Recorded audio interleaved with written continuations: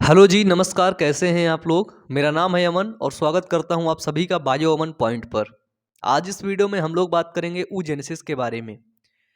तो oogenesis महिलाओं में होता है, मादा में होता है। और इसमें क्या होता है, मादा युग्मक के निर्माण की प्रक्रिया, एक परिपक्व, एक मेच्योर मादा युग्मक के निर्माण की प्रक्रिया को ही अंडजनन कहते हैं। तो जो नर में हो रहा था शुक्राणु जनन, वो बहुत तेजी से हो रहा था। बहुत तेजी से इन द सेंस कि एक बार शुक्राणु जनन हो रहा था, उसके 4 शुक्राणुओं का निर्माण हो रहा था। लेकिन यहां पर 4 शुक्राणुओं का निर्माण, 4 अंडाणु का निर्माण नहीं हो रहा है, सिर्फ एक का ही हो रहा है। और स्पर्मेटोजेनेसिस में हमने देखा कि जब नर यौवनावस्था में जाता है तभी स्पर्मेटोगोनिया सेल बनती हैं। लेकिन इसमें क्या होता है, इसमें थोड़ा सा कॉम्प्लिकेटेड है। इसमें जो oogonia सेल हैं, है ना, जो अंड जनन मात्र कोशिका हैं, ठीक है, अंड जनन जो मात्र कोशिका हैं, वो आफ्टर जो है बर्थ के पहले ही, है ना, आफ्टर बर्थ ही बन जाती हैं वो। ये देखिए, जो oogonia सेल है टूयन, वो बर्थ के पहले ही बन गई। जब बच्ची पेट में थी तभी बन गई, है ना, गर्भाशय में थी तभी बन गई। आफ्टर बर्थ गर्भावस्था में ही ढेर सारी oogonia सेल का निर्माण हो गया। अब हो गया, हुआ कैसे, oogonia सेल बनी, वो अपने आप को विभाजित की, माइटोसिस डिवीजन की, समसूत्री विभाजन की, संख्या को बढ़ाई।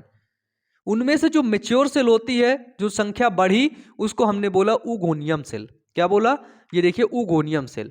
जब इसकी संख्या बढ़ी तब एक जो oogonia मेच्योर होने के लिए सामने आई, उसको बोलते हैं हम प्राइमरी ऊसाइड। और प्राइमरी ऊसाइड के बाहर जोना ग्रेनुलोसा की परत चढ़ी होती है। किसकी परत, तो जोना ग्रेनुलोसा की परत चढ़ी होती है।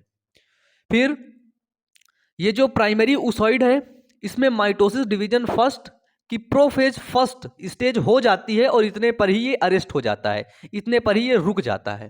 क्या हो जाता है, रुक जाता है। माइटोसिस डिवीजन फर्स्ट होता है, शुरू होता है, उसकी प्रोफेज फर्स्ट में ये अरेस्ट हो जाता है, रुक जाता है।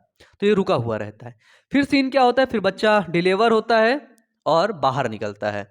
जब ये बाहर निकल के आता है ना, तो धीरे धीरे बड़ा होता है। 2 साल, 4 साल, 5 साल, 6 साल, 10 साल, 12 साल, 13 साल, 14 साल। तो जब 14-15 साल की एज में पहुंच जाता है, 10 से 14 साल के बीच में, 15 साल 16 साल के बीच में, तो प्यूबर्टी होता है ना, जानते हैं ना, यौवना अवस्था, यौवनारंभ। तो आफ्टर प्यूबर्टी ये जो oogonia थे ना, ये 60 से 80 हजार ही बचते हैं। बहुत ढेर सारे रहते हैं, लेकिन ये 60 से 80 हजार ही बचते हैं। इसके बाद क्या होता है कि ये जो मियोसिस डिवीजन की प्रोफेज फर्स्ट में ये रुका हुआ था, फिर ये शुरू होता है। और जब ये मियोसिस डिवीजन फर्स्ट कंप्लीट होता है, तब ये बनता है सेकेंडरी ऊसाइड, जिसको बोलते हैं द्वितीयक अंडक बना लेता है सेकेंडरी ऊसाइड, ये बना।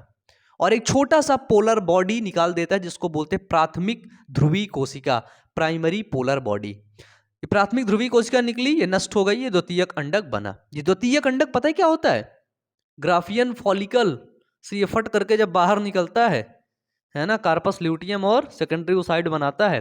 ये आ गया आपका ये फैलोपियन ट्यूब में। फैलोपियन ट्यूब में पड़ा हुआ है द्वितीयक अंडक आपका। फिर इसमें मियोसिस डिवीजन सेकेंड की मेटाफेज फर्स्ट होती, मियोसिस डिवीजन होता है इसमें, लेकिन उसकी मेटाफेज फर्स्ट में ये अरेस्ट हो जाता है, रुका हुआ रहता है। फिर क्या होता है, जब इसको शुक्राणु मिलता है तब ये मियोसिस डिवीजन सेकंड को कंप्लीट करता है। जिसको शुक्राणु मिलता है तो मियोसिस डिवीजन सेकंड को ये कंप्लीट करता है, और कंप्लीट करने के बाद एक हैप्लॉइड ओवम का निर्माण करता है और एक छोटी सी पोलर बॉडी, जिसको हम बोलते हैं सेकेंडरी पोलर बॉडी, का निर्माण करता है।